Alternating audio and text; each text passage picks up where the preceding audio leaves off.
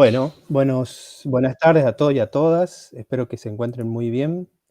Em, bueno, acá estamos retomando las actividades del Imaginatorio Tecnocultural, un espacio que se generó allá en el 2020 durante la pandemia. Una idea que gestamos con Carlos Fernando Álvarez González en unos trabajos que veníamos haciendo con gente de Colombia y también con la colaboración de varios de los profesores en el lapso de 2 años de la maestría en Tecnología Política y Cultura de la Universidad de Córdoba y otros profesores y amigos, digamos, que fueron también, que no se encontraban en ese momento en la Argentina o en Catamarca, que fueron aportando un poco miradas vinculadas a la reflexión sobre la tecnología desde diferentes perspectivas.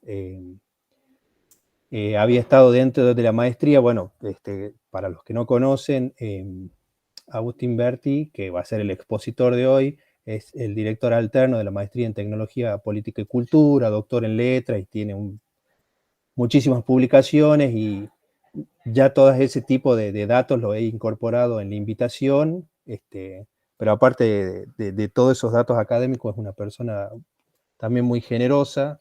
Sé que andaba con una agenda un poco ajustada, ha publicado un libro hace poco con mucho éxito y la verdad que lo recomiendo, yo lo he leído y que se llama Nanofundio, lo tengo acá fichado, un poco en partes de ese libro o en gran parte de ese libro trabaja la cuestión de las imágenes y otros temas más vinculados a filosofía y la técnica, así que bueno, es un placer para mí personalmente y creo que para la facultad tener un referente como Agustín, que se haga el tiempo para compartirnos un poco su pensamiento y bueno, eso, damos inicio a la conferencia, ahí si Agustín quiere dar el título que tiene ahí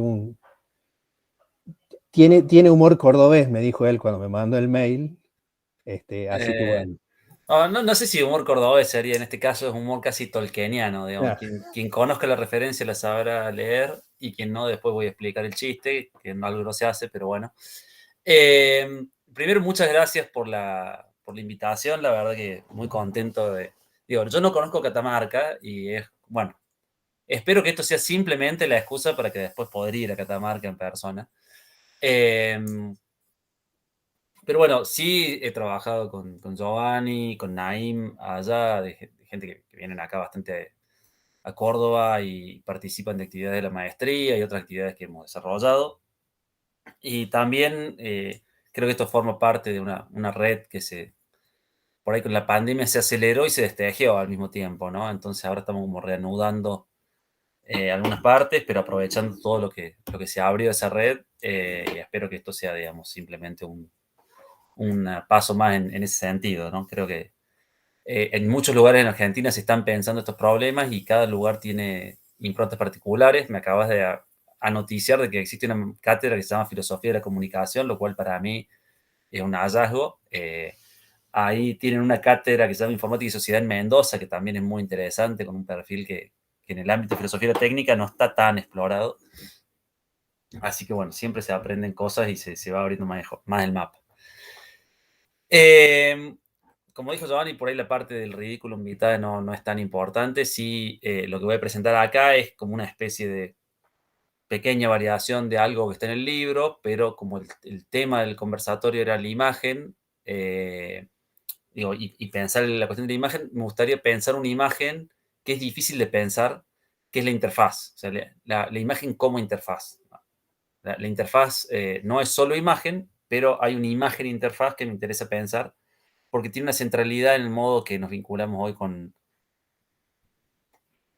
los dispositivos tecnológicos que amerita ser pensada en tanto herramienta y en tanto imagen, ¿no? Tiene un componente alto, icónico, pero también tiene un componente de funcionamiento bastante complejo. Entonces, bueno, eh, por eso para pensar, ay, ¿qué le pasa a esto que no me deja manejarlo desde el Meet? A ver, perdón, voy a hacer una cosa, voy a dejar de compartir. Ah, porque estoy desde dos cuentas distintas, claro. Em, Perdón, me mandé una macana porque me conecté al, desde otra cuenta, entonces no los puedo ver a ustedes, tengo que ir y volver. Bueno, entonces me interesaría empezar a pensar, digamos, la interfaz contemporánea. Voy a tratar de llegar a la interfaz de Netflix como un ejemplo. Digo Netflix porque todo el mundo lo conoce, ¿no? Hoy decir plataforma de streaming y decir Netflix son casi sinónimos, es como decir Coca-Cola y gaseosa, ¿no? Son como la referencia obvia. Pero entonces por eso me interesaría tomar como ejemplo de interfaz a las interfaces de las plataformas de video de demanda y ponerla en serie con otras formas de mediación de la imagen en movimiento a partir de una idea que está esbozada en un capítulo del libro que acabo de presentar un poquito, que es la idea de infraestructura de la percepción. Yo creo que podríamos hacer una historia del siglo XX y de lo que va del siglo XXI a partir de sucesivas infraestructuras de percepción que no desaparecen, pero que van perdiendo hegemonía, ¿no? Entonces, yo diría que el siglo XX empieza en 1895, no con la proyección de la llegada del tren a la estación de la Ciudad de los Lumière, sino con la primera proyección en Berlín donde se cobró entrada, ¿no? Cuando aparece la boletería, ¿no? Como un fenómeno. Y entonces ahí comenzaría una percepción en la distracción, que es la fórmula que usa Benjamin para referirse a la particular modalidad estética que caracteriza el cine, que él opone a la fruición ante la pintura, ¿no? que opone a cómo se percibe el arte, que él va a llamar aurático. Digo, frente a esta otra forma de representación que nos ofrece otra modalidad de estímulos y le va a llamar percepción en la distracción. Entonces, a partir de esa idea de Benjamin, del texto ya demasiado citado, quizá de la obra de arte en la época de la reproductividad técnica, ¿cómo será de que lo habré citado que ya no se me traba la lengua cuando lo digo de corrido? Pero a partir de esa idea, ¿no? De percepción en la distracción, me gustaría pensar en esa clave sucesivas mediaciones técnicas que organizan esa forma de percepción, ¿no? Entonces pensemos que el cine, la sala de cine, es la primera infraestructura de la percepción, y digo, utilizo acá la idea de infraestructura en el sentido de que es un entramado técnico que posibilita otra cosa que está a las bases de otro fenómeno técnico, que es la percepción cinematográfica, ¿no? Ver cine es imposible sin la infraestructura de la percepción sala de cine, ¿no? Al menos si entendemos al cine como un complejo hábito social, cultural y tecnológico que tiene una serie de demandas, reglas, posibilidades y restricciones, ¿no? ¿Y qué va a caracterizar a esta percepción y la distracción que es diferente a la atención que dispensamos a la pintura, por ejemplo, ¿no? Que propicia el recogimiento antes que la distracción, según Benjamin. Que se trata de una percepción colectiva, que es imposible en el arte aurático, que es diferida, es decir, que hay un momento de percepción que no se corresponde con el momento de registro y que es pública. Digo, esto es importante porque el momento de registro supone después un trabajo con los materiales que va a producir una forma, que es la forma cinematográfica, es decir, yo primero ruedo la película, ¿no? Hago las tomas, luego las monto y no necesariamente voy a rodar en el mismo orden en el que yo voy a ver, ¿no? El flujo de la obra cinematográfica no va a coincidir necesariamente con los tiempos del rodaje, los tiempos del registro. El producto de referencia de esa infraestructura de percepción va a ser entonces la obra cinematográfica y el valor va a ser la forma, ¿no? Yo puedo juzgar el resultado, puedo juzgar esa forma obtenida tras el trabajo de selección y organización de los materiales.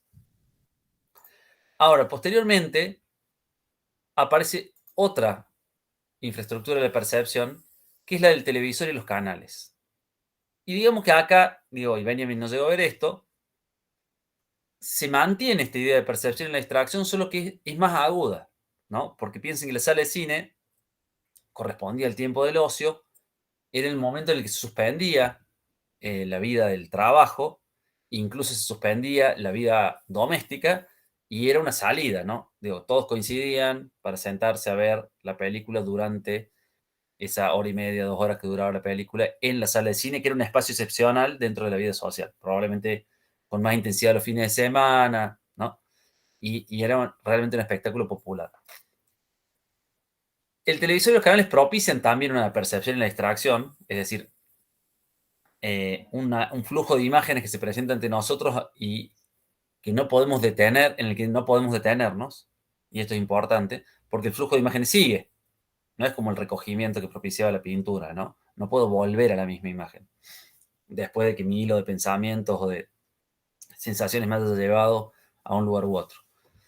Pero es una percepción de distracción aguda que es a la vez privada, sincronizada y doméstica. Es decir, no sucede entre extraños, a lo sumo sucederá en los parroquianos, entre los parroquianos del bar, digamos, si es un televisor en el espacio público, pero en términos generales el televisor es más bien doméstico. Sincronizada porque a diferencia de la sala de cine, que tenía un horario pautado, pero ese horario pautado abarcaba solo a un grupo pequeño de personas, pequeño, bueno, había salas muy grandes, ¿no? Pero a la gente que estaba en la sala, acá se sincroniza todo un territorio, ¿no? Al mismo tiempo, la misma gente ve lo mismo en distintos lugares. Esa es otra novedad interesante para esta modalidad de la imagen, que es característica del broadcasting, ¿no? Esta sincronicidad.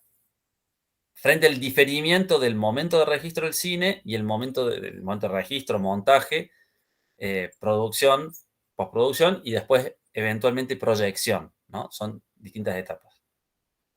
Tomando acá como producto de referencia al vivo, ¿no? Y es doméstica porque sucede en un ámbito hogareño o laboral propio de ambientes pequeños, ¿no? El producto de referencia entonces va a ser, no es que no haya otras cosas, pero va a ser la no ficción, bajo la forma de noticiero, emisión deportiva, programa de entretenimientos, reality. Y aquel valor diferencial no lo va a otorgar tanto la forma como la transmisión en vivo, es decir, la captura del flujo de la vida a medida que sucede.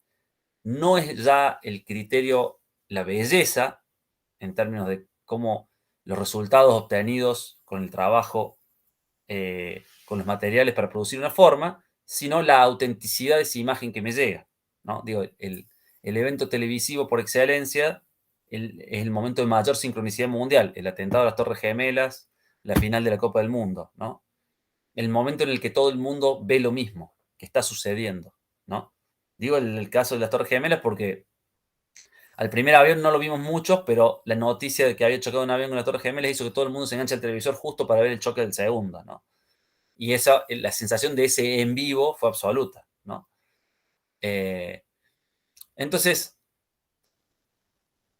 es una percepción y la distracción aguda porque al mismo tiempo es una atención que se distrae mucho con otros fenómenos propios de lo que sucede en la vida doméstica, porque no se suspende el día para ver una película, como sucedía en la sala de cine, sino que es un estímulo que compite con otros estímulos, ¿no?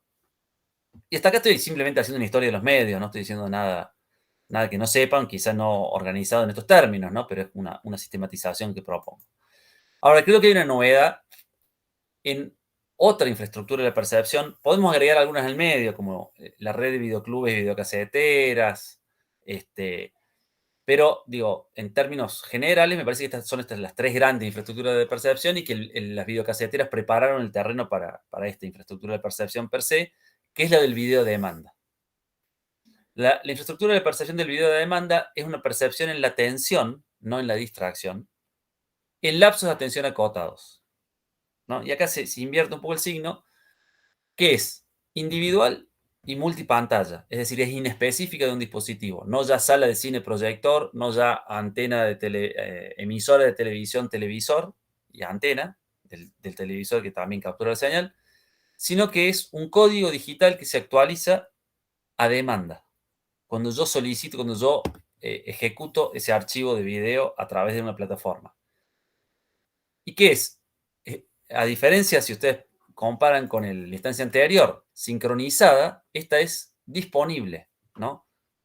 Que no es lo mismo que sincronizada. Yo puedo verlo 5 minutos después que otro, ¿no? O 2 años después. y va a estar siempre ahí a la mano. Y ubicua porque está disponible donde yo quiera verla, en el dispositivo que yo quiera verla, con la mediación de la plataforma.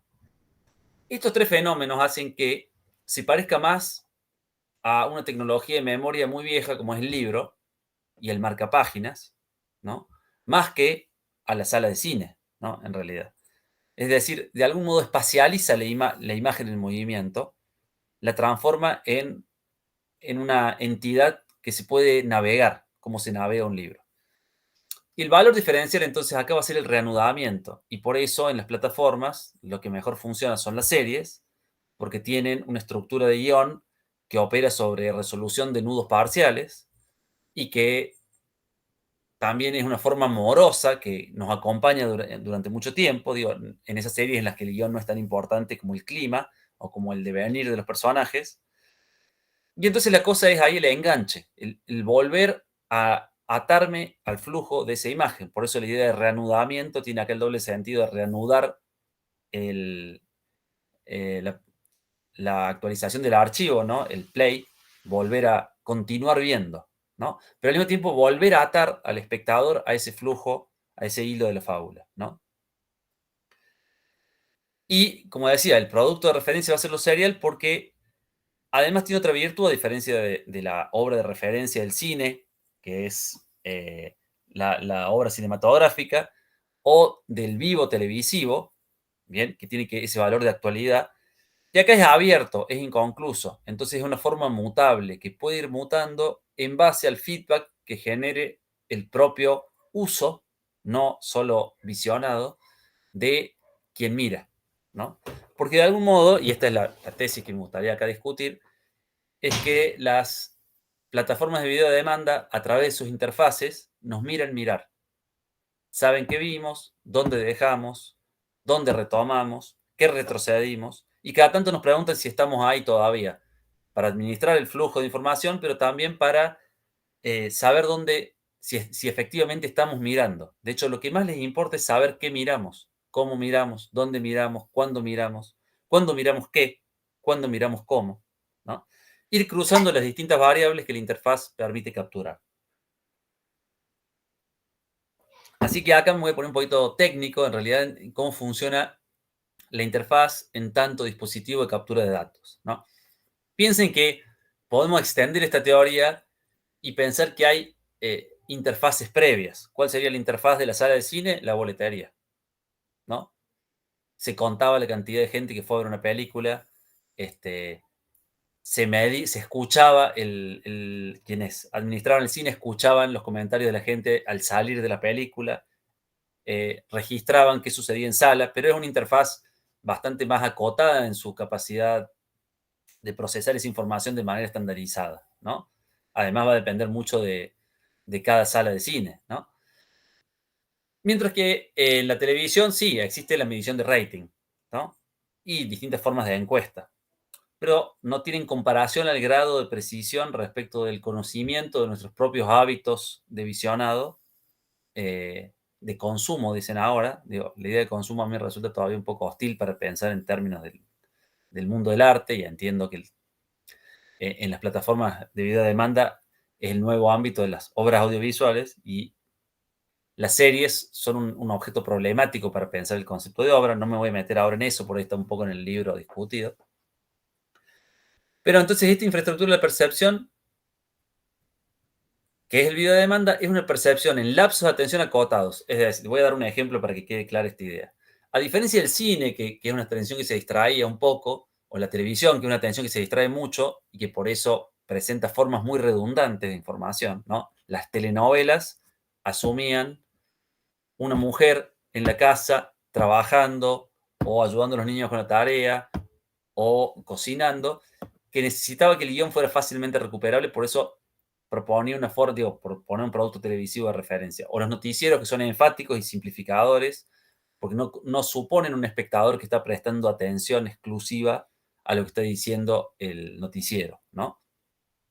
O la emisión deportiva, que nos presenta repeticiones de las jugadas más importantes, ¿no? Que permanentemente recapitula, porque sabe que quien mira quizás se fue justo al baño, fue En el concepto de partido de fútbol salió a buscar una cerveza más fría, ¿no? Mientras que acá se asume que la atención es permanente y la exigencia de atención es permanente. Por eso el desarrollo de los guiones de la serie es muchísimo más sutil y por eso distribuye otra lógica de recuperación de la información para que avance la trama, ¿no? Como los previamente en, que no son las recapitulaciones de la televisión previa, sino que asumen a alguien que constantemente está al día con lo que está pasando. Presta mucha atención, pero por muy poco tiempo. Y retoma ese hilo, ¿no? Piensa en alguien que está viendo una serie, suena la alarma, tiene que salir de su casa, pone pausa, se toma un viaje en ómnibus y si tiene una aplicación que hace uso de descargas inteligentes o le sobran el 4G porque no usa muchos datos, sigue viendo en el ómnibus, en el teléfono esa serie, se baja en el trabajo y hasta en algún tiempo muerto, a la hora de la comida, sigue viendo lo que estaba viendo en su computadora del trabajo, ¿no? 3 dispositivos distintos, el mismo hilo que se fue reanudando, con lapsos de atención muy acotados en los que pudo prestar atención, ¿no? Se entiende un poco esa idea, ¿no? Y entonces acá, esta frase de Ted Sarandos, que es el jefe de contenidos de Netflix, que tiene un cinismo importante, me parece que ilustra la diferencia de esta modalidad perceptiva, ¿no? En una entrevista, en una convención sobre medios, Ted Sarandos dando una conferencia decía, bueno, nuestra competencia no es Fox, no es HBO, nuestra competencia es el sueño y Facebook. Es decir, aquellos momentos en los que el usuario no presta atención, ¿no? Eh, y entonces ahí se ve como lo que está de fondo acá es una disputa por la atención que deviene un recurso escaso, una atención que es fuente de datos, datos que son a su vez fuente de valor para una economía basada en el procesamiento de datos, ¿no? Una cultura algorítmica, ¿no? Una cultura en la cual permanentemente estamos generando interacciones capaces de ser capturadas como datos, procesadas para ofrecernos un producto más preciso, tanto en la instancia de la navegación, para donde yo decido qué ver, y por eso tiene que sugerir lo mejor posible, porque si busco mucho y no encuentro, cambio de aplicación, o me entra un mensajito, o me cuelgo en Instagram, o perfeccionar los productos a partir de la información que tengo, es decir, producir guiones o adecuar las series en función de la captura de esos datos y la proyección de lo que esos datos significan en relación a la percepción humana que hay detrás. ¿Bien? Entonces son máquinas de captura de atención para capturar datos que usan esos datos para capturar mejor la atención, ¿no? Mientras nosotros miramos, nos miran mirar. Vuelvo sobre esa idea, que eso es lo que me parece que caracteriza la interfaz, digamos, como una máquina de doble visión, ¿no? Nos hace ver, pero también nos mira. Y acá, perdón si me pongo un poco técnico, me parece que hay que tener en cuenta algunos aspectos propios de la dinámica de lo digital. Nos encontramos con una convergencia de funciones que antes estaban separadas en distintos dispositivos cuando aparece la computación ubicua. Le digo computación ubicua a eso que hoy llamamos de manera imprecisa celulares, ¿no? Pero no solo los celulares, porque también es un ecosistema en el que están las tablets, las notebooks, los televisores inteligentes, los televisores que tengan Chromecast, cualquier dispositivo. Hoy, de hecho, hay computadoras en todos lados, incluso en los electrodomésticos, ¿no? Eh, pero lo que tiene de interesante este fenómeno es que en la computación ubicua nos encontramos con que se combina la sincronicidad de masas de broadcasting con el diferimiento temporal de los discos, los cassettes, los CDs y las películas, digamos, las formas de almacenar películas, y la movilidad del Walkman, o en todo caso el estéreo del auto. Es decir, tenemos sincronicidad, disponibilidad por diferimiento y movilidad. Generalmente era muy difícil, digamos, yo no podía combinar, y esto aplica también para las plataformas de streaming de música, ¿no? Yo no podía combinar mi colección de vinilos con el movimiento por la ciudad, ¿bien?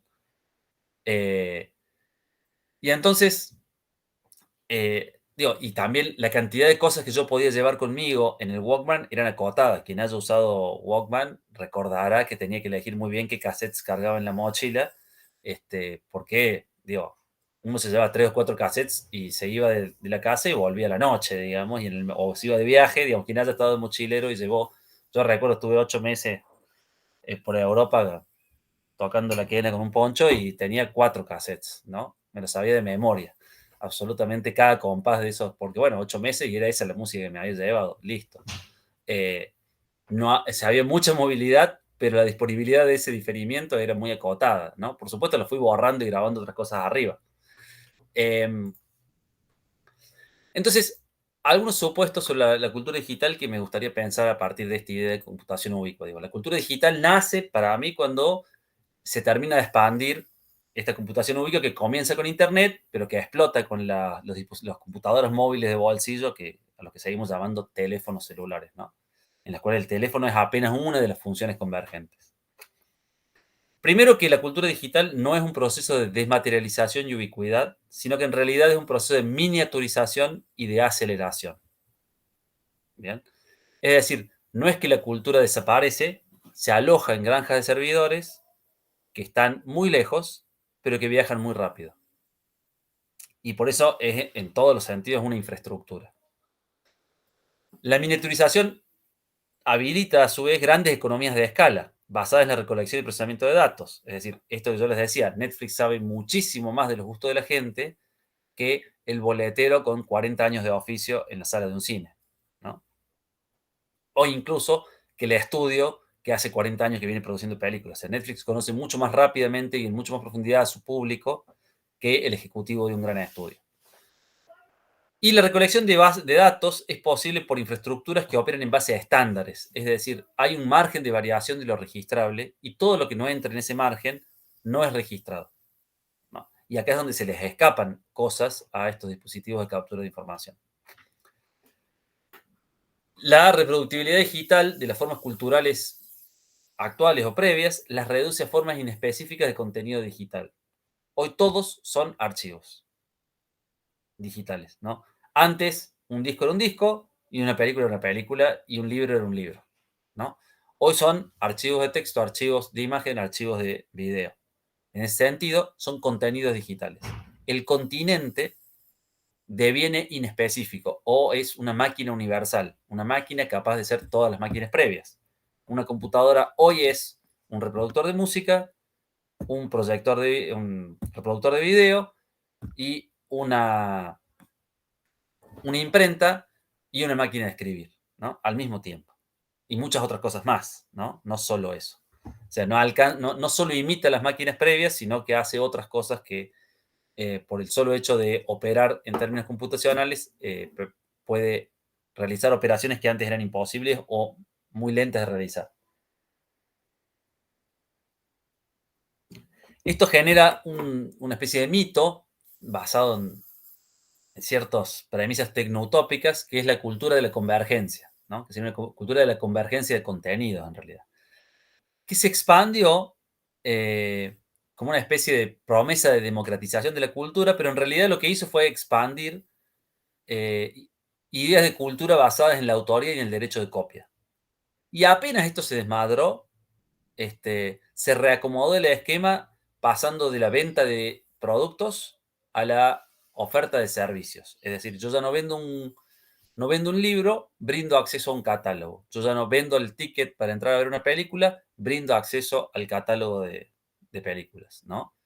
Todo bajo la idea de contenidos. Incluso los gobiernos más o menos progresistas piensan el acceso a la cultura en términos de contenidos, ¿no? ¿Cuántas veces escuchamos la palabra contenidos de calidad? Producir contenidos de calidad, ¿no? Un canal público debe producir contenidos de calidad. La pregunta, bueno, también hay continentes de calidad, digo. Eso, el Centro Cultural Kirchner me parece un ejemplo de pensar un continente de calidad, ¿no? Los espacios museísticos, las distintas formas de bajada de cultura a los barrios, están de algún modo también pensando no solo el contenido, sino el continente, ¿no? Pero por lo general el problema del continente parece como impensado, es como una especie de supuesto, como si fuera trivial o irrelevante, ¿no? Y cualquiera que haya asistido a una sala de conciertos acustizada sabe la diferencia entre eso y escuchar un MP3, ¿no? Digo, hay pérdida de información que también tiene que ver no solo con el contenido, sino con el continente. Y en la etapa actual del capitalismo de plataformas, la industria cultural depende del control corporativo de gigantescas colecciones de contenido digital o digitalizado, ¿no? No es la única forma, por supuesto. Hay otras paralegales, toleradas, artesanales, marginales. Digo, existe SoundCloud, existen gente que comparte en sus propias páginas. Todavía hay gente que tiene sus propias páginas en las cuales se puede escuchar su propia música, pero eso pierde el rasgo característico de esta nueva infraestructura de la percepción, que es la demanda. Porque no está todo centralizado, entonces yo tengo que ir, entrar a esa página y ejecutar esa canción, ¿no? Darle play a ese archivo de video. Digo, y acá es donde gana, dice, es una infraestructura de percepción que opera sobre la facilidad, no sobre la gratuidad. De hecho, dejamos de bajar películas piratas o de bajar discos piratas porque en relación al precio de la plataforma, el gasto es trivial frente a la ganancia que obtengo de disponibilidad. Por supuesto, eso también supone una clausura de posibilidades porque yo puedo navegar lo que hay en esa plataforma. También el crecimiento exponencial hizo que estamos tan abrumados que en realidad no nos damos cuenta, aunque cada vez más escucho no tengo nada para ver, ¿no? Pero bueno, eso es como otra deriva del escenario actual.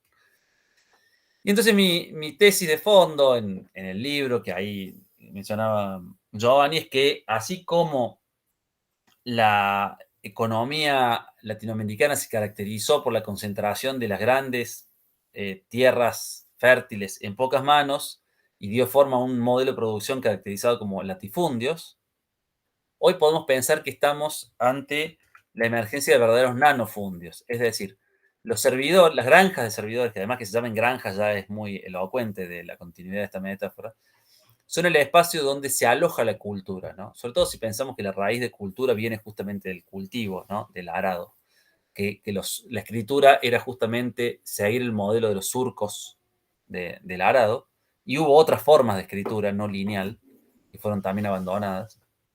Es decir, hay una vinculación directa entre la producción agrícola y la creación de la cultura, así como la concebimos en Occidente. Yo no sé nada de cultura oriental ni de cultura islámica, pero me imagino que también debe haber ahí otras historias para ser contadas en relación a modos de producción y creación de cultura, ¿no? Pero entonces yo no sé la UNC hizo una tirada bastante modesta, de 300 ejemplares, y la Zebra hizo una tirada más extensa, porque es una coedición. Por las dudas no llegue a estar disponible ahí en UNC, seguro que en la Zebra está disponible. Entonces, bueno, esta idea de los nanofundios trata de pensar eso, pensar a las granjas de servidores que alojan los contenidos de estas plataformas como espacios de inscripción, como territorios concentrados en muy pocas manos.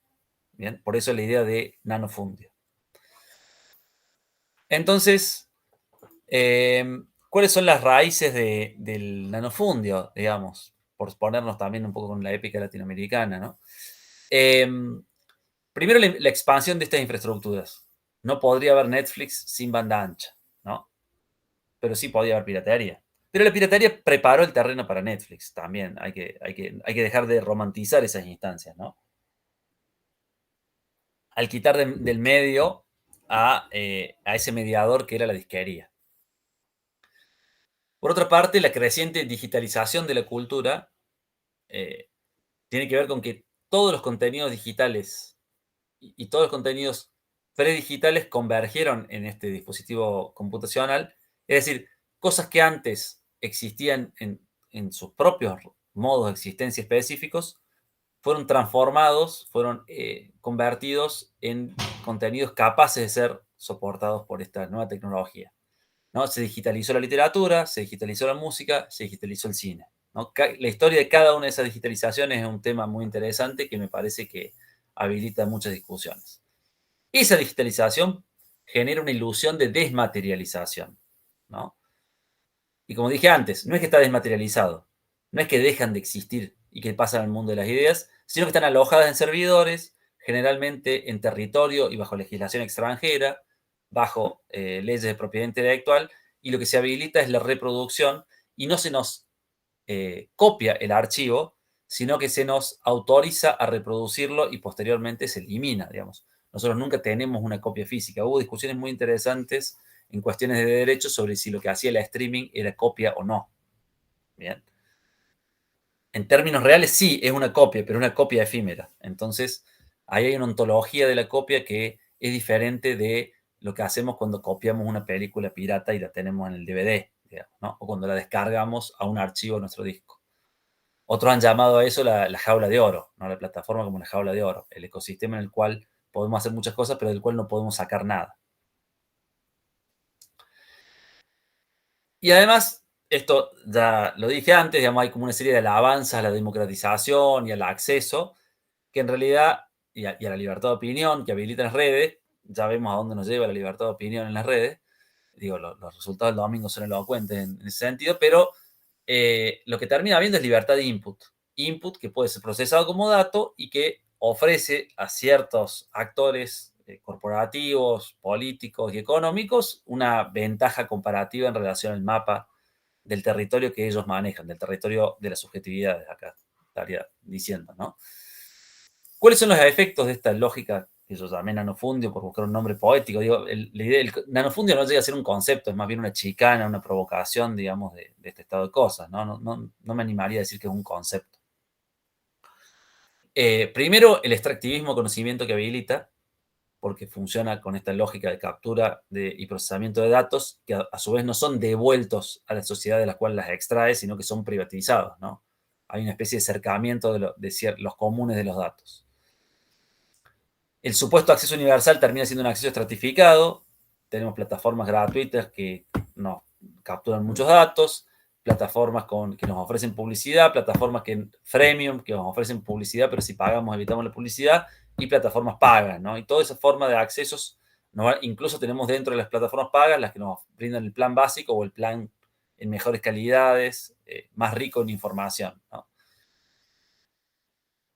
Acompañado de esto de los cantos de sirena que ya hemos escuchado mucho sobre la optimización y la racionalización, que en realidad terminan redundando no en trabajar menos ni en trabajar en mejores condiciones, sino a la precarización laboral. El reemplazo de los cánones que organizaban la cultura, digo, los grandes aparatos críticos, las literaturas nacionales, las cinematografías nacionales, incluso los top 10 de la radio, ¿no? Los éxitos del verano, las distintas formas de canonización que se daba a la sociedad antes de la aparición de las plataformas, a la lógica de las recomendaciones, ¿no?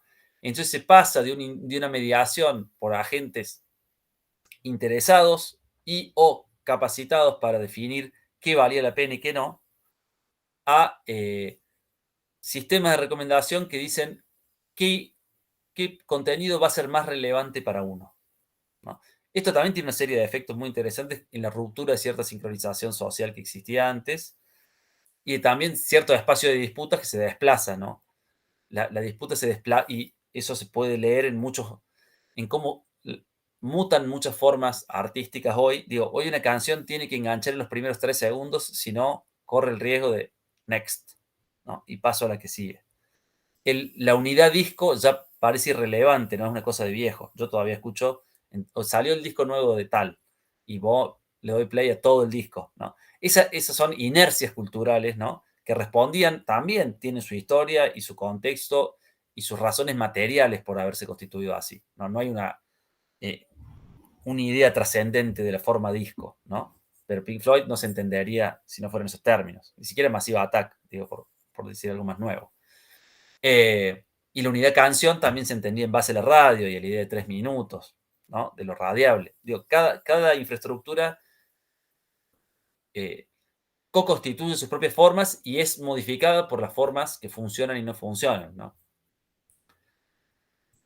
Y también hay un proceso de continuidización del patrimonio cultural. Se pasa de un momento más aurático, el patrimonio cultural es algo profundamente aurático, están ahí todas las ruinas que nos han dejado el pueblo originario como el momento más aurático del patrimonio, ¿no? Y los restos arqueológicos, a la idea de contenidos, ¿no? Digo, por suerte todavía no se han podido contenidizar las ruinas de Quilmes, pero seguro que ya hay visitas virtuales 360 inmersivas que procuran eso, ¿no? Porque es como una lógica, digamos, hacer accesibles las cosas. Entonces pasamos, digamos, a un modelo que también, así como estandariza y parcela el territorio en unidades productivas discretas, parcela y contenidiza la experiencia sensible en entidades discretas, contenidos, ¿no? Episodio, película. Entonces, y acá me interesa, ya con esto voy cerrando, así ya abro la discusión, pensar qué es esta imagen, ¿no? Acá hay la primera escena de un capítulo de algo que no vi, ¿no? Solo le di play para poder capturar la imagen. Pero si ustedes ven ahí, digamos, si yo no hubiese estado moviendo el mouse, todos esos iconos que están en la imagen no estarían presentes, ¿no? Porque es una imagen que al mismo tiempo que es imagen, es operativa, ¿no? Toco la banderita y me sale una serie de opciones para denunciar que algo está funcionando mal o que un contenido es inapropiado. Puedo acelerarla, puedo aprender o apagar los subtítulos, puedo acceder al índice de capítulos que me ofrecen los 3 cuadraditos al lado, puedo pasar al siguiente capítulo, puedo navegar dentro del capítulo como si fuera un libro, como si fueran las hojas de un libro, que es esa barra de tiempo. Puedo retroceder o adelantar 10 segundos, puedo pausar y puedo retomar, ¿no? Todo eso está en la imagen. La propia imagen contiene eso, digamos. La imagen se interfacializa. No es como en el videocassette, ¿no? Que yo tenía el control remoto y apretaba un botón y el botón frenaba el cabezal de un dispositivo mecánico que estaba transmitiendo al televisor la información magnética contenida en ese videocassette, ¿no? Y yo lo que veía en el televisor a lo sumo era la imagen pausada y punto, ¿no? Y si la adelantaba veía la imagen con rayitas porque era la interferencia que me hacía la imagen al pasar rápido cuando yo la adelantaba. Pero no era una imagen interfaz esa, ¿no? ¿Se entiende esta diferencia? De cuando la propia imagen porta en sí los rasgos de su propia operacionalidad. Es una imagen que tiene funciones, no solo funciones representativas, no solo una iconicidad per se en tanto contenido de imagen, sino que la imagen misma es un dispositivo, que además, como es un dispositivo informacional, captura la información de cómo lo usamos. Digo, el control remoto del videocassette no le decía a quien produjo la película qué había hecho yo, dónde había pausado, dónde había adelantado, cuántas veces había vuelto a ver la misma escena, ¿no? Ahora, cada vez que lo hacemos, eso queda registrado como un input que forma parte del procesamiento de información que le permite operar y reconocer ciertos patrones para ofrecerme mejor algunas cosas o producir cosas que se parezcan más a lo que la media social pareciera querer, ¿no? ¿Se entiende este salto de, de una imagen que era operable a una imagen que es una interfaz? Que ya no es exactamente igual. Yo no podía poner pausa en el cine, ¿no? En el cine yo abrazaba el flujo de la imagen y si me levantaba para ir al baño, el flujo seguía, digamos. Nadie paraba la película porque yo me iba al baño, ¿no? Y por eso las películas muy largas tenían un interludio, ¿no? Y de paso también vendían más maní con chocolate cuando todavía tenían el buen gusto de vender maní con chocolate y no pochoclo en la sala de cine, ¿no? Porque el maní con chocolate es bastante más silencioso que el pochoclo, además. Ni hablar si justo al que estaba atrás le vendieron nachos, ¿no? Entonces uno siente que está con una especie de trituradora de cartón mientras está viendo la película.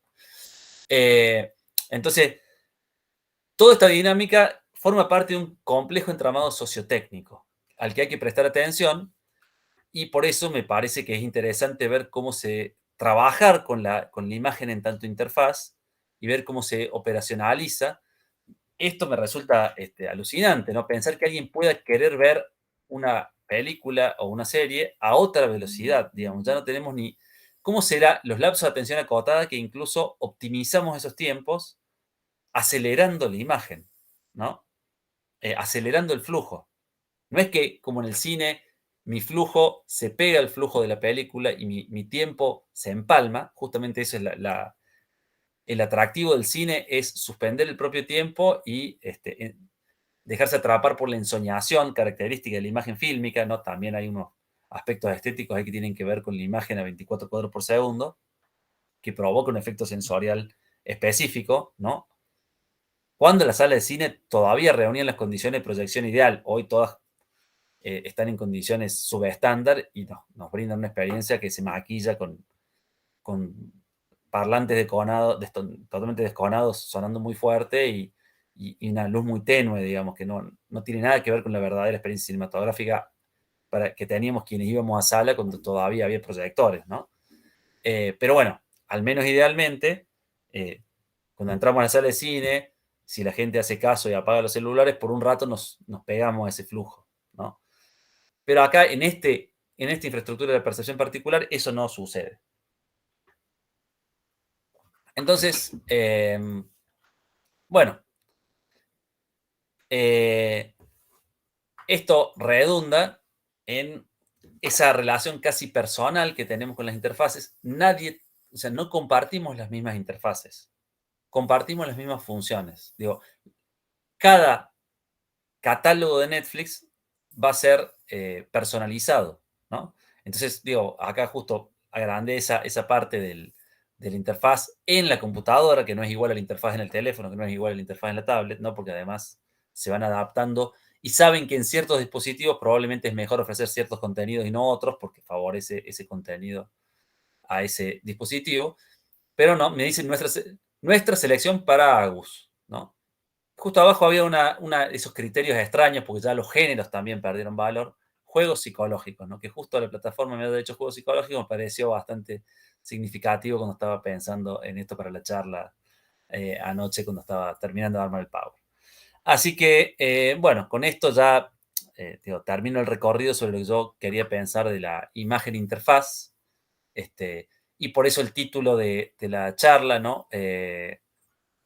Porque si ustedes recuerdan, en El Señor de los Anillos,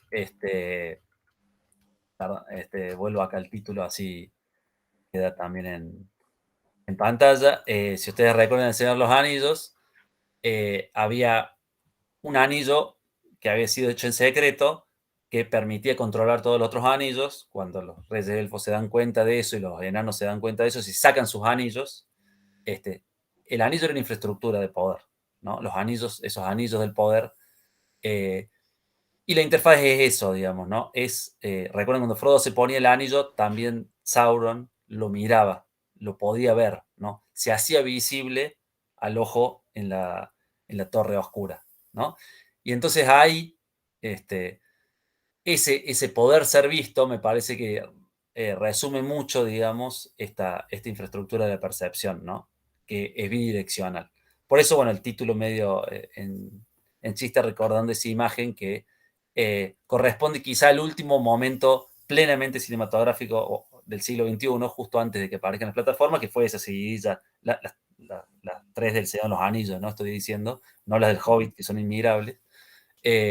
Porque fueron también uno de los últimos eventos cinematográficos, ¿no? Una megaproducción realizada con extras, en escenarios naturales, con grandes paisajes, con planos abiertos, que tenía esa espectacularidad propia del cine, que había ido perdiendo batalla frente al avance del video y que recuperó terreno hasta la irrupción de Internet como nueva infraestructura de la percepción. Así que bueno, con eso corto acá y abro un poco la charla, el intercambio, no sé qué les parece, si hay comentarios, objeciones, como decía Bunge. Bueno, muchísimas gracias, Agustín. La verdad que no se puede hacer aplauso virtual, pero muy buena tu presentación. La idea es que abramos ahora un espacio de comentarios, de apreciaciones, de preguntas, para aquellos que quieran, o dudas. Ahí, María Virginia. Hola, buenas tardes. Yo quería comentar lo que estaba escuchando, me acordaba, bueno, yo soy realizadora audiovisual y actualmente, antes se estilaba, por ejemplo, si uno quería distribuir o que la exhibición del producto de uno sea, por ejemplo, o poder quizá producir una serie para la televisión, había que antes realizar un piloto y mostrárselo a la productora. Actualmente, estas grandes productoras como ser Netflix, Amazon y demás, debido a estos datos que recolectan, directamente convocan a guionistas para coescribir estas series, a realizar cosas que se cercioren que tengan un consumo importante en las mismas plataformas, ¿no? Eso me acordaba mientras escuchaba la charla. Y otra cosa que también quería comentar, no sé si conocen la plataforma de streaming Movie. Tiene la particularidad también de que se ven los comentarios, que uno puede dejar un comentario respecto a una película. Entonces yo, por ejemplo, que soy de consumirla bastante, selecciono una película y ahí nomás leo los comentarios, no, mira, tiene esto, tiene esto otro, mejor me voy a ver otra cosa. Eso me llama la atención también, que incluso antes de reproducirla ya salen los comentarios de otras personas que la vieron, ¿no? Ahí Bueno, y eso era nada más. es genial el comentario, María Virginia, porque la verdad que me da pie para una cosa muy interesante. Para mí, justamente lo que hace Movie es plataformizar la experiencia cinéfila, ¿no? Es una plataforma cinéfila, ¿no? Que adecua el cineclub al ámbito de las plataformas. Es decir, recupera o restituye algo que era propio del cinéfilo, que era la discusión sobre cine, ¿no? Y habilita comentarios largos. De hecho, Netflix antes tenía eso y lo fue sacando. Incluso tenía estrellitas, calificaciones, y lo fue sacando. Y minimizó la interfaz incluso que antes era bastante ostensible y ya ocupa menos lugar en la interfaz, porque la interfaz es mutante, va cambiando todo el tiempo. Vieron que uno busca funciones y ya de repente no están. A manito para arriba, manito para abajo y ahora dos manitos, ¿no? O sea, manifestar placer, displacer, porque ese mínimo input le basta para reconocer ciertos patrones. El patrón de las estrellitas era innecesario, en términos de economía de la información, era muy caro. Era demasiado dato para un resultado que de todos modos con sí no alcanzaba, ¿no? En cambio, lo que hace, me parece, Movie es justamente construir un ámbito cinéfilo, ¿no? O sea, generar ese clima de pertenencia a un ámbito y a algo que hacemos quienes nos gusta mucho el cine, que es discutir y hablar de cine. Entonces, recupera ese espacio perdido, por supuesto, para una plataforma que, digo, no creo que Movie sea el monstruo que es Netflix, por eso digo, no creo que Movie vaya a ser algo a ser combatido. No sé quiénes son los dueños de Movie, ¿no? Me gustaría ver cuál es el paquete accionario de Movie, pero me parece que Movie además tiene otras cosas como una revista propia, ¿no?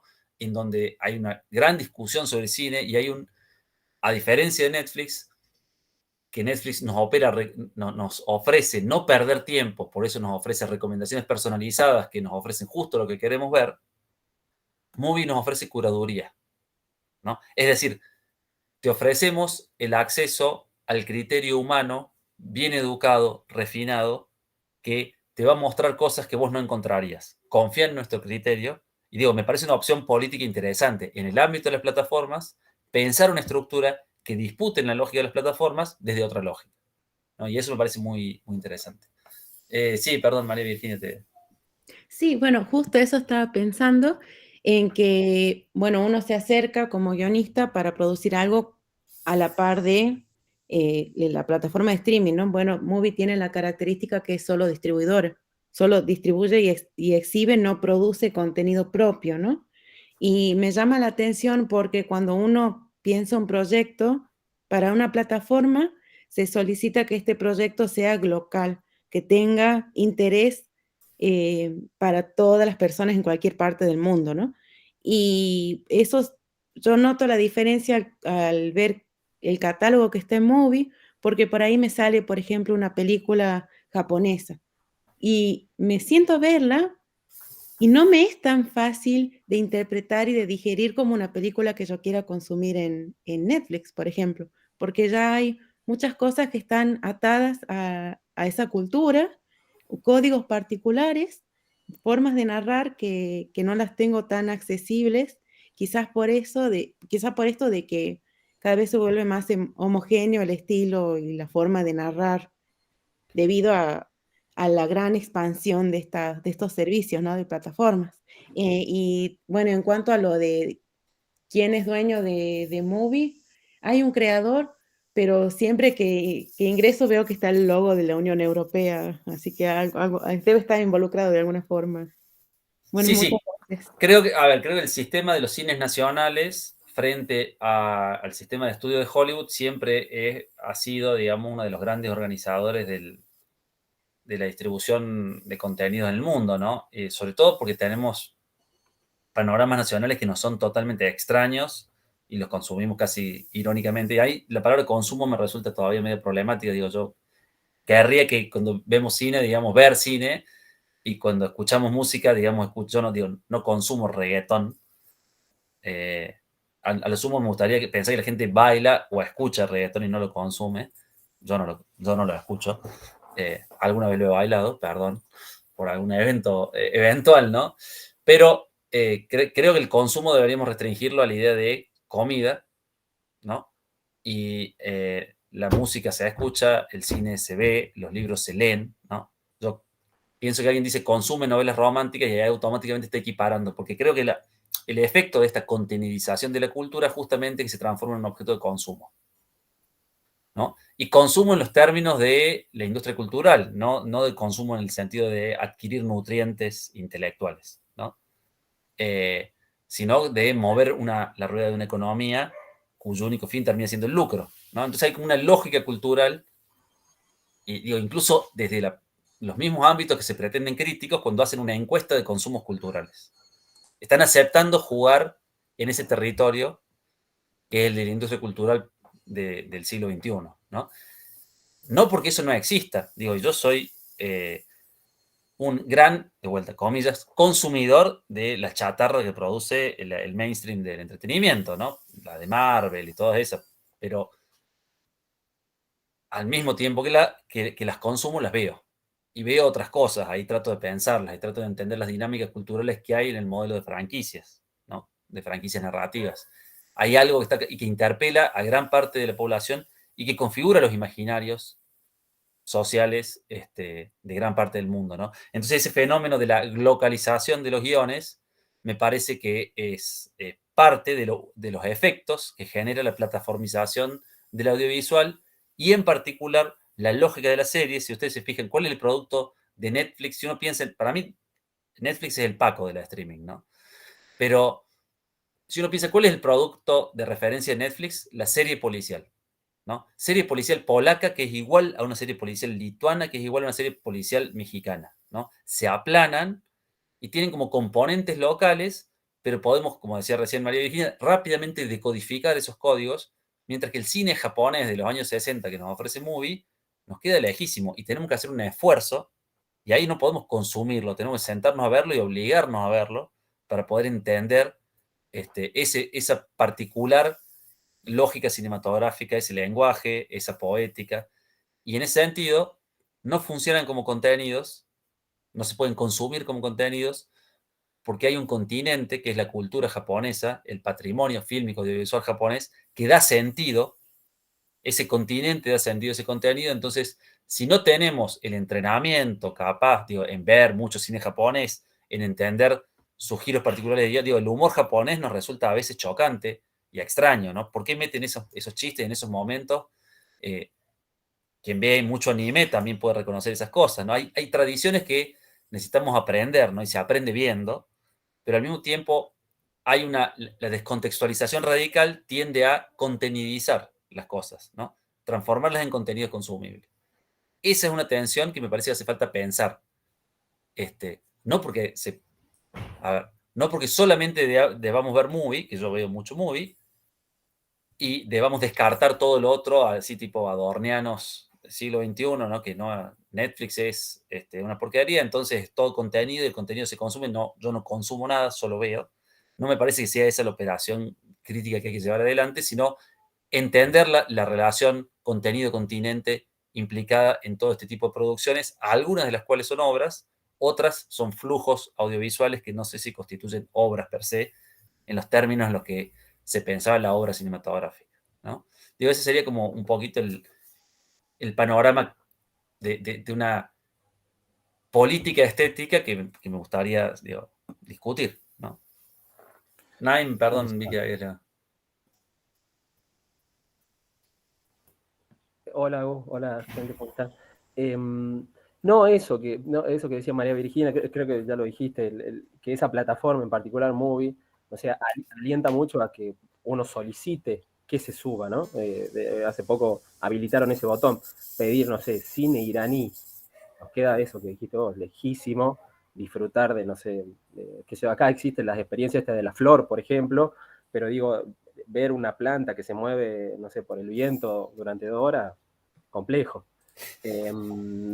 Bueno, no, y aprovecho que tengo la palabra porque se me perdió algo ahí cuando, casi al final de la charla, mencionaba cómo funcionan los algoritmos y te quería consultar porque se me fue perdiendo.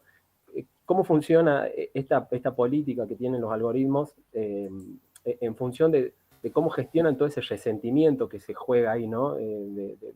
No solo en las plataformas, digo, que vos mencionaste, sino que también, de alguna manera, cómo siempre está más presente ese tipo de reacciones o cómo se habilitan en las plataformas, redes sociales o incluso estas que estamos mencionando de consumos culturales, cómo se gestiona ese tipo de reacción, ¿no? Y cómo se la piensa eso, ¿no?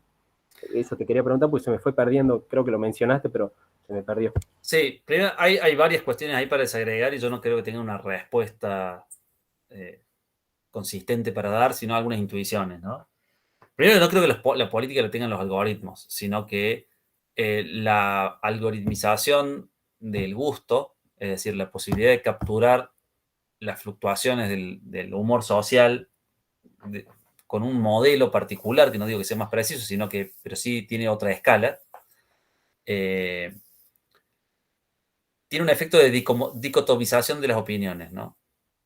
Porque no registra todo el espectro de sutileza de la reacción social, sino registra, digamos, enojo, no enojo, y anula los grados y los motivos del enojo, ¿no? O la valoración positiva.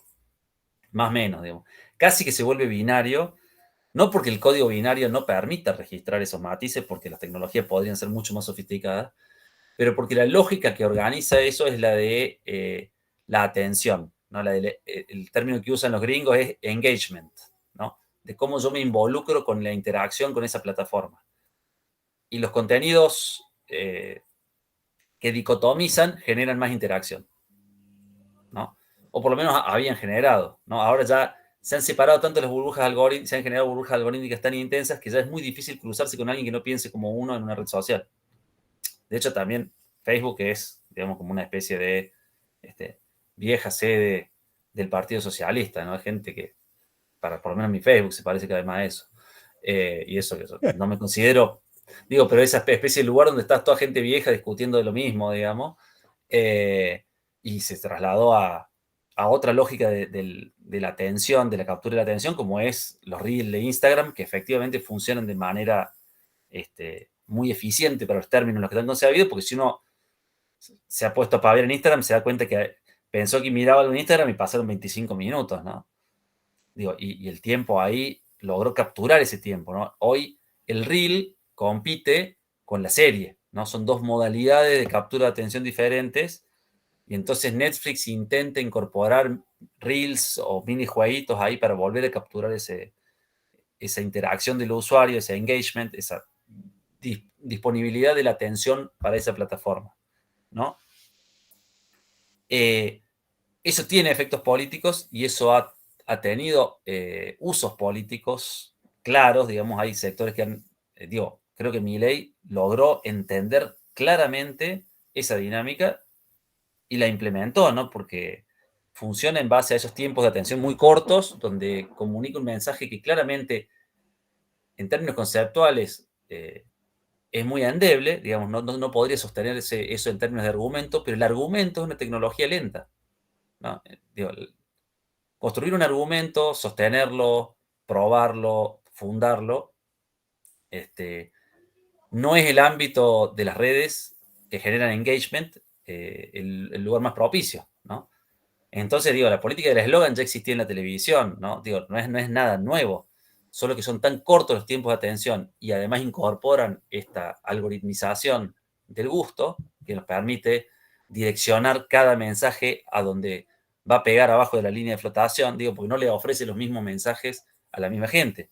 Si no, no se explica, digo, me acuerdo un ejemplo ya estudiado de la campaña de Trump, me imagino que con la campaña de Milei pasó algo parecido, pero que, o la de todo el candidato en realidad, solo que la de él funcionó mejor. Que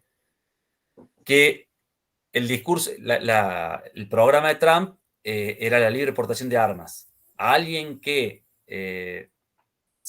vivía en un entorno rural, por la historia de la práctica de la caza, le ofreció una imagen del padre yendo a cazar con el hijo, ¿no? Comprándole la primera arma para ir a cazar.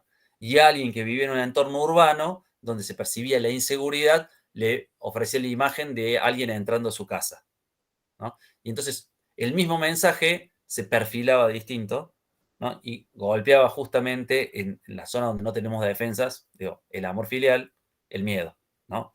La misma imagen operativizada. Digo, el mismo concepto operativizado en dos imágenes distintas. Entonces me parece que ahí hay una dinámica en la que la interfaz justamente nos ofrece esa imagen y la misma imagen es capaz de capturar más datos de nosotros si le damos like, si la bajamos, si la copiamos, si la reposteamos, etcétera, etcétera, ¿no? No sé si expliqué un poco la idea con más claridad. Carlos.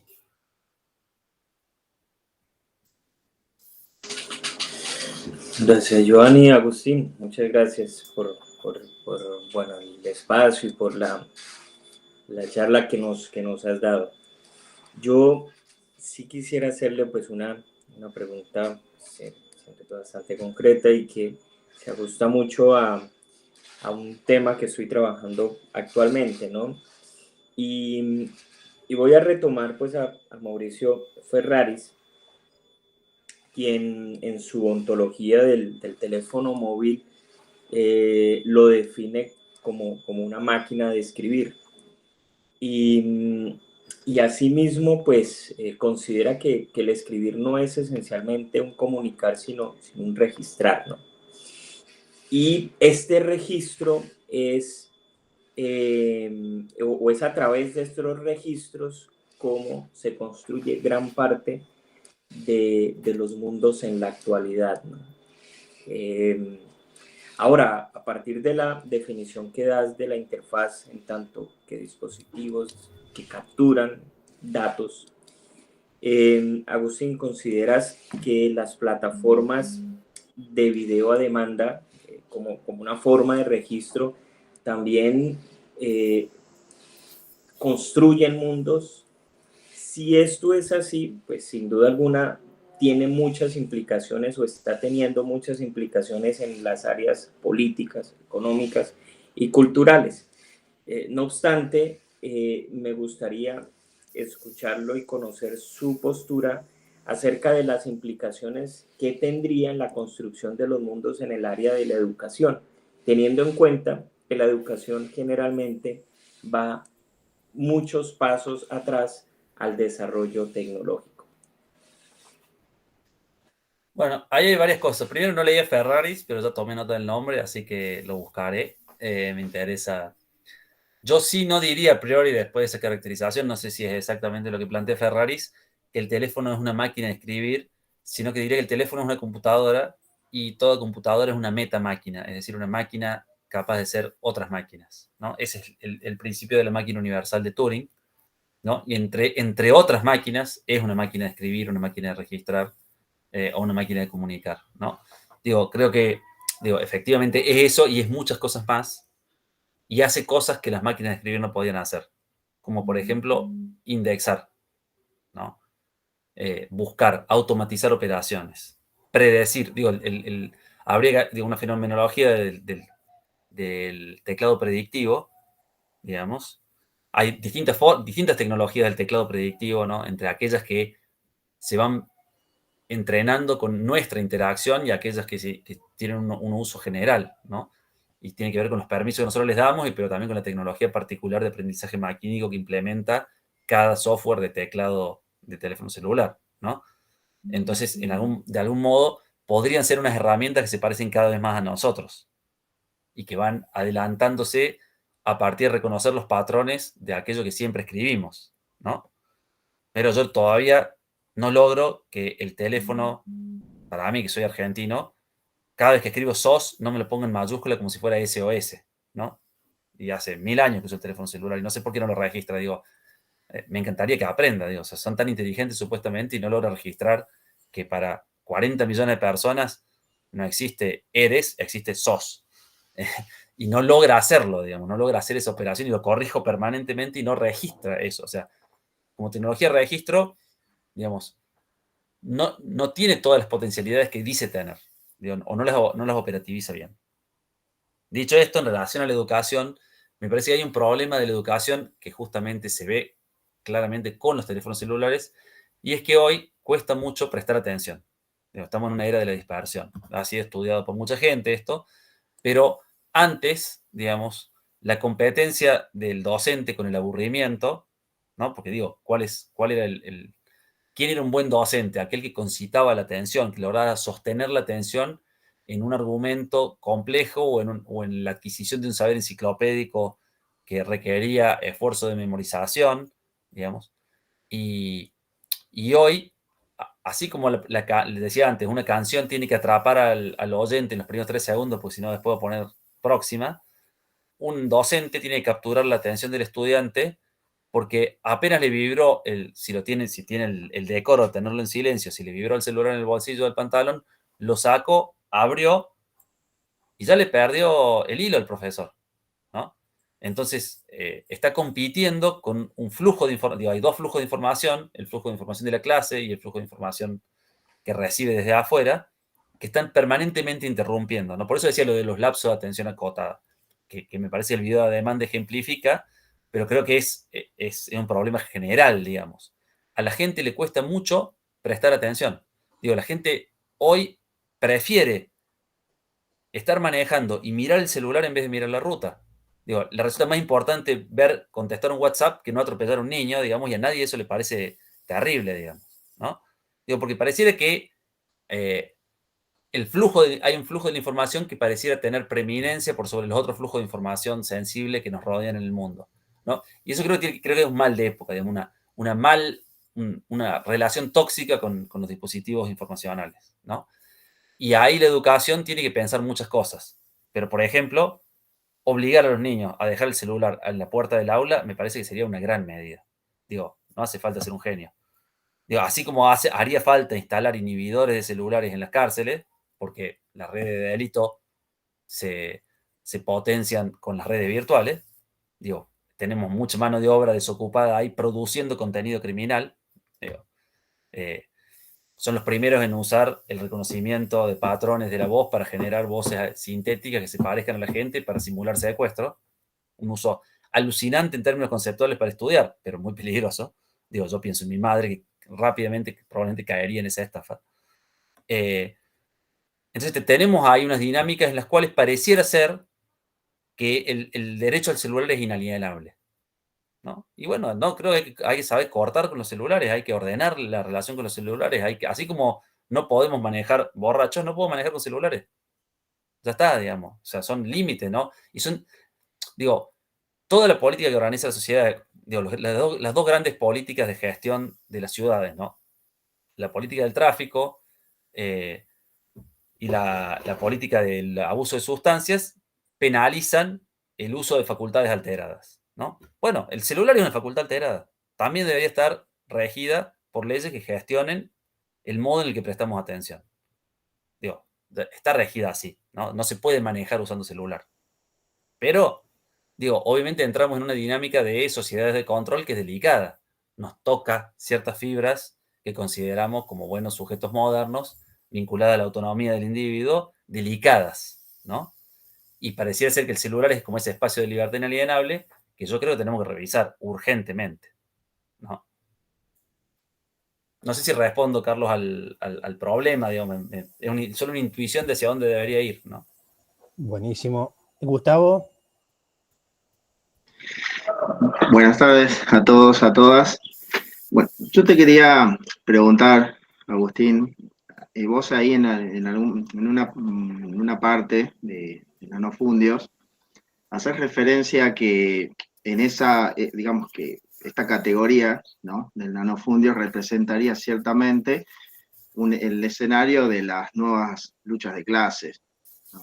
Como diciendo, bueno, dentro de este capitalismo de datos, ahí se está empezando a tejer, ¿no?, y a desarrollar un escenario conflictivo que, digamos, trasladaría ciertamente parte de la lucha de clases, ¿no?, a ese lugar. Bueno, a mí también pensaba en esta noción que aparece sobre la idea del precariato, ¿no?, que es formas de trabajo que surgen a partir del desarrollo de la inteligencia artificial, o de las plataformas, o de los algoritmos más precisamente. Y hoy una de las preguntas que viene, creo que un poco que resuena permanentemente en una disputa, es si la implementación, digamos, de los algoritmos o de ciertas plataformas de inteligencia artificial va a venir a reemplazar, digamos, determinados escenarios de trabajo o puestos de trabajo, sencillamente si va a constituir nuevas formas de empleo, ¿no?, en el mundo laboral, ¿no? Entonces, digo, en ese lugar en el que la inteligencia artificial, digamos, siguiendo el concepto de nanofundio, se nutre, ¿no?, permanentemente de datos, justamente para generar perfiles, generar contenido, ¿verdad?, productos, comercialización, ¿verdad?, y demás. Una de sus consecuencias es esta precarización, ¿verdad?, del trabajo. Si pensamos en todos aquellos trabajadores, ¿verdad?, invisibles que se encargan de generar las entradas de determinados contenidos para que cuando uno busque aparezca lo que estamos deseando. Entonces, en ese escenario, digo, pensar en relación con esta otra planteo, por ejemplo, pienso en Simondon, ¿verdad?, con la necesidad de pensarnos en una vinculación o una co-constitución, ¿verdad?, con los artefactos, con los objetos técnicos, en este caso sería la inteligencia artificial. Bueno, en esa relación de co-constitución, ¿verdad?, de diálogo o de vinculación con lo técnico, ¿cómo te imaginas vos o pensás, digo, para darle continuidad al planteo de tu libro, cómo te imaginas vos el mundo del trabajo futuro, que no es tan futuro, más bien quizás en un futuro muy inmediato, teniendo en cuenta esas características, ¿no?, del trabajo, con la necesidad justamente de acoplarnos, ¿verdad? No de abandonar la técnica en la tecnología, sino acoplarnos a ella. Bien, por ahí son varias cosas, todas digo, siguen un hilo de discusión muy interesante en el que se abren muchas discusiones grandes, ¿no? Pero más que pensar en términos de lucha de clases, yo lo que por ahí decía en el libro es que hace revisar la relación capital-trabajo, que no es exactamente lo mismo que lucha de clases, ¿no? Digo, la relación capital-trabajo, sobre todo, pues está redefiniendo qué es trabajo, digo. Y acá viene una pregunta muy interesante, ya que lo van a tener a Claudio Celis en el ciclo. Digo, ¿prestar atención es trabajar? ¿No? El libro de Claudio, el de Attention Economy, se llama Time, Labor and Power in Cognitive Capitalism. Creo que es así, ¿no? Trabajo, tiempo y poder en el capitalismo cognitivo. Digo, la discusión es, ¿prestar atención es trabajar? Digo, ¿deberían pagarnos por prestar atención? ¿O es otra cosa, digamos? O es yo tiendo a pensarlo más en términos de una apropiación de los comunes, ¿no? Un nuevo acercamiento. Por eso la idea del latifundio y el nanofundio resonaba con esa idea de los distintos tipos de acercamiento, ¿no? De acumulación originaria de otro orden, ¿no? De acumulación originaria de los datos sensibles. Y ahí, digamos, revisando otros autores interesantes que para estos temas, como por ejemplo Mackenzie Work y el capitalismo muerto, que plantea la emergencia de dos clases, ¿no?, la clase vectorialista y la clase hacker, que se sobreimprimen a clases ya existentes. No es que desaparecen las anteriores, no desaparecen los trabajadores asalariados y los capitalistas, no desaparecen los agricultores y los terratenientes, ¿no? Todo eso aparecen nuevas clases, pero el vectorialismo justamente es la clase que controla los flujos de la información. Ahí el concepto de trabajo se choca con ciertas discusiones que están dando vueltas ahora, y es que no es lo mismo trabajo que empleo. Digo, no todo trabajo es trabajo asalariado, ¿no? Digo, y acá se incorporan perspectivas propias del feminismo, digo, todo el trabajo reproductivo no reconocido en términos de trabajo, y también todo ese trabajo no registrado, digo, por ahí son cosas que han presentado distintos candidatos, de pensar que un desocupado es alguien que no trabaja. No, digamos, un desocupado es alguien que no registra empleo formal y que no recibe aportes y prestaciones, pero claramente no le alcanza con la asignación de planes, de subsidios, para sobrevivir. Entonces, el rebusque es una forma de trabajo, pero una forma de trabajo de otro orden, ¿no? Entonces, empleo no es trabajo, primera distinción, ¿no? Y después, sobre eso se montan plataformas que, de hecho, precarizan, ¿no? La ERNISEC las caracteriza como plataformas precarias justamente a plataformas austeras, a aquellas que se nutren de conectar precarizaciones, ¿no? Rappi sería el ejemplo clásico, Rappi, Uber, de ese tipo de plataformas que gestionan los tiempos libres ajenos, ¿no? Conectan una necesidad de trabajo con una demanda de trabajo como si fuera un flujo y no como si fuera una persona sujeta a un régimen laboral formal que dice 8 horas de lunes a viernes, ¿no?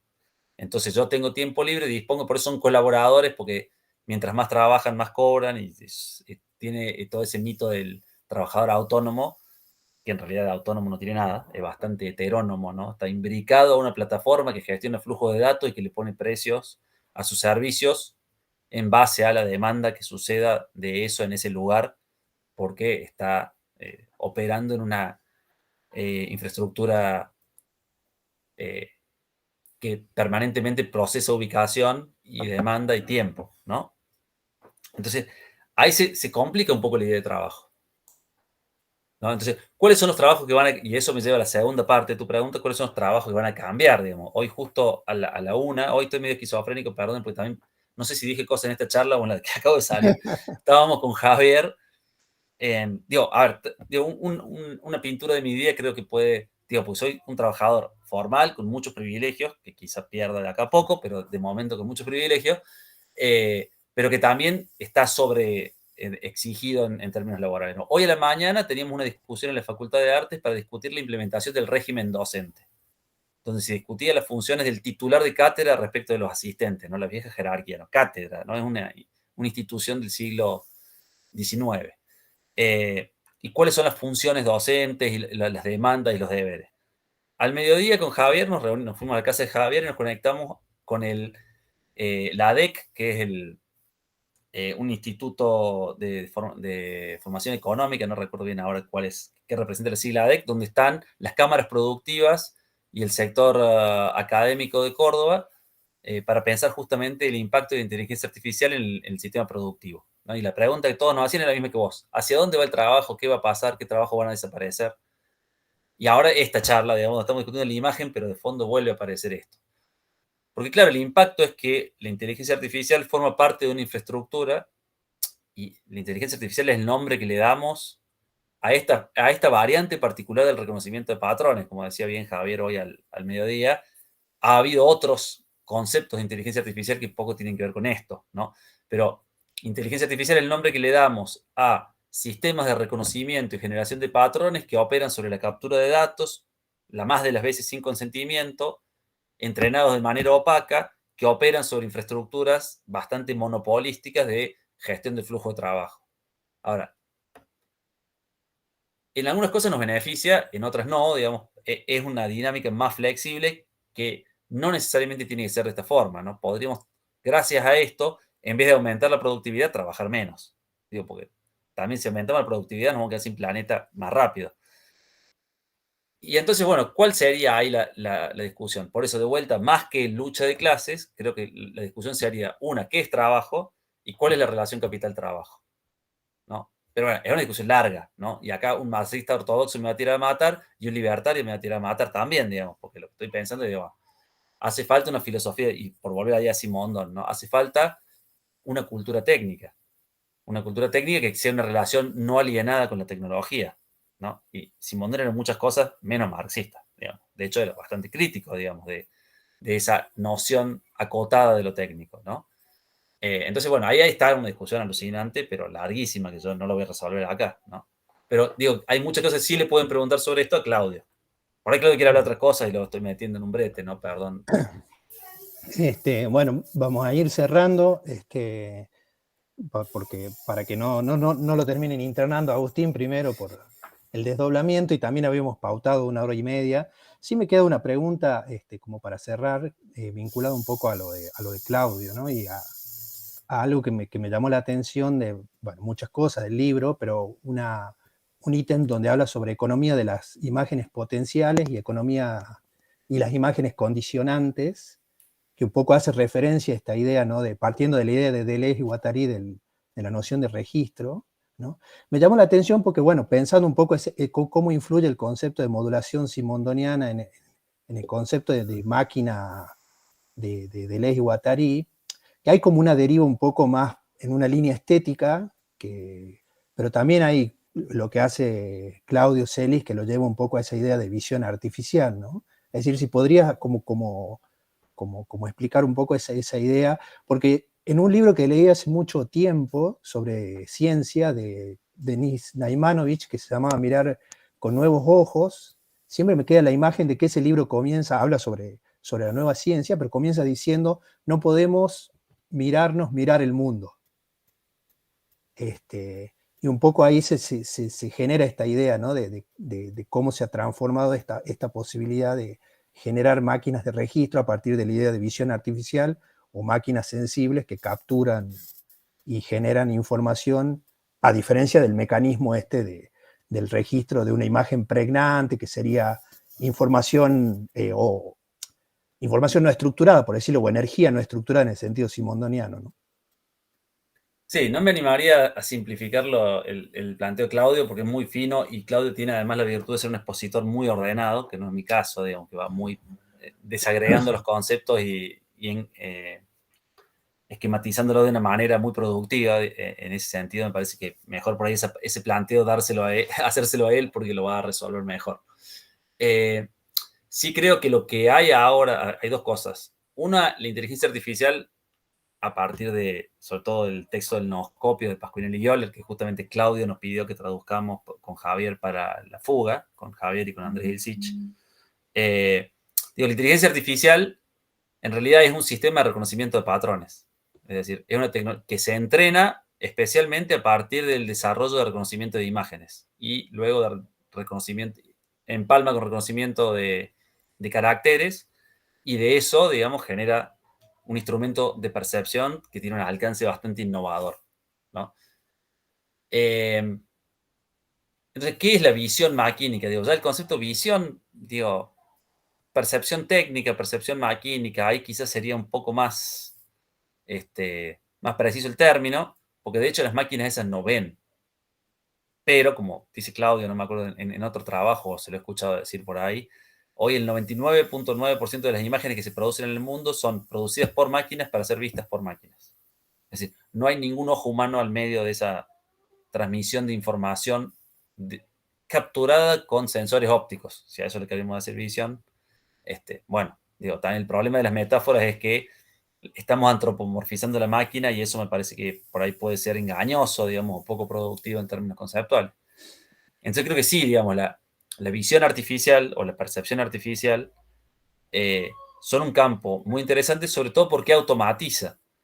Porque automatizar el trabajo manual, es decir, las operaciones físicas, es una cosa que hacía la máquina en el siglo XIX, pero automatizar el trabajo perceptivo pareciera ser algo que antes, digo, cuando el humano automatiza el proceso de producción, pasa a ser el supervisor de la máquina.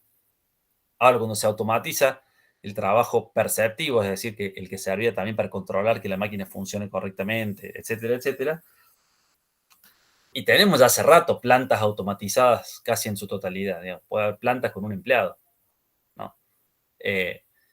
Y entonces, bueno, ahí qué pasa con el trabajo humano. Nos empezamos a asustar, eso no nos molestaba tanto, porque ya estamos acostumbrados a no ver fábrica, pero cuando aparece la supuesta creatividad humana, digo, la inteligencia artificial que generan imágenes, todos los artistas ponen el grito en el cielo, ¿no? Con razón. Pero sobre todo aquellos que venden su producción, porque se dan cuenta que pueden no comprarle su trabajo, porque con un prompt yo puedo generar la imagen que necesito. Ahora, esas imágenes no son creativas, ¿no? Digo, no es que reemplacen la creatividad humana, son máquinas reiterativas, repiten patrones aprendidos.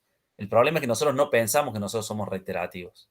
Digo, y un estilo artístico, algo que se construye con prueba, error, ejercicio, en realidad es la construcción de un patrón eficiente. No nos percibimos a nosotros como generadores de patrones. Hay una página muy interesante que se llama Arte es Ética, que es de un grupo de artistas que se están quejando porque las inteligencias artificiales han capturado sus estilos. Les han hecho scrapeo de datos y entonces, claro, reconocieron su... No están plagiando su obra, sino que están imitando su estilo. Y ahí se pone más espinosa la discusión si la llevamos a la vieja discusión de la propiedad intelectual. Pero es un problema de primer orden para los artistas, ¿no? Para los artistas, para los escritores, lo va a ser, para los músicos. Digo, proliferaron en estos días el Indio Solari cantando temas de Soda Stereo, digamos, pequeños chistes, provocaciones, no sé, Billie Eilish cantando la samba de Anta. Cualquier cosa puedo hacer con eso. Digo, pero básicamente lo que yo estoy haciendo ahí es combinando patrones. Claro. Y bueno, ¿qué hace eso? Automatiza ciertos procesos creativos que son reiterativos. Automatiza ciertos automatismos de los cuales no somos conscientes. O de los cuales creemos que somos propietarios exclusivos. De vuelta, el antropocentrismo viene siendo un problema acá. Pero la gente tiene que comer y el trabajo tiene que existir o alguna otra forma de ingreso y distribución tiene que haber, ¿no? Por eso, más que lucha de clases, volvería a la idea de relación capital-trabajo. Porque en este momento el capital lo componen este tipo de dispositivos, este tipo de infraestructuras. Buenísimo. Bueno, millón de gracias, Agustín, y muchas gracias a todos y a todas los que participaron. Perdón si abrumé, ¿no?